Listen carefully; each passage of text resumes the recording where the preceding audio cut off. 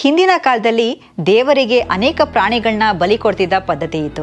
ಈಗ ಕಾಲ ಕಳೆದಂತೆ ಕುರಿಯನ್ನ ಕಡಿಯೋದು ಬಿಟ್ರೆ ಬೇರೆ ಯಾವ ಪ್ರಾಣಿ ಕೂಡ ಬಲಿ ಕೊಡ್ತಿಲ್ಲ. ಕೆಲವೊಂದು ಕಡೆಯಲ್ಲಿ ಕೋಣದ ರಕ್ತನ ಸಿರಿಂಜ್ ಮೂಲಕ ತೆಗೆದು ಸಂಪ್ರದಾಯಕ್ಕೋಸ್ಕರ ಅದನ್ನ ದೇವರಿಗೆ ಅರ್ಪಣೆಯನ್ನ ಮಾಡ್ತಾರೆ. ಬಲಿ ಪದ್ಧತಿ ತುಂಬಾನೇ ಬದಲಾಗಿದೆ.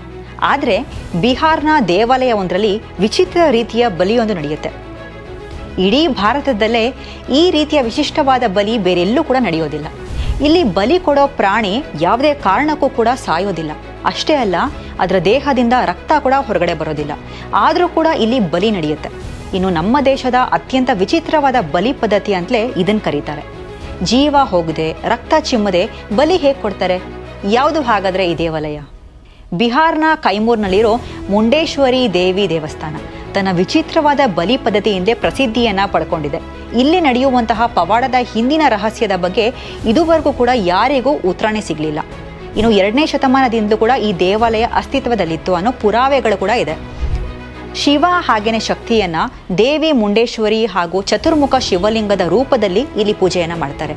ಯಾರಿಗೂ ತಿಳಿಯದ ಇಲ್ಲಿನ ಅಪೂರ್ವ ಅಚ್ಚರಿ ಅಂತ ನೀವು ಕೇಳಿದ್ರೆ ಇಲ್ಲಿ ನಡೆಯುವಂತಹ ಬಲಿ ಕಾರ್ಯ.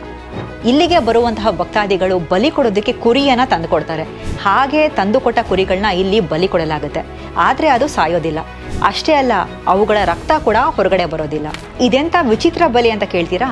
ಇಲ್ಲಿಗೆ ಬಲಿ ಕೊಡೋಕೆ ತಂದ ಕುರಿಯನ್ನ ದೇವರ ಕಾಲ ಬಳಿ ಮಲಗಿಸ್ತಾರೆ. ಅದಕ್ಕೆ ದೇವರಿಗೆ ಮುಡಿಸಿದ ಹೂವು ಹಾಗೇನೆ ಮಂತ್ರಾಕ್ಷತೆಯನ್ನ ಹಾಕ್ತಾರೆ.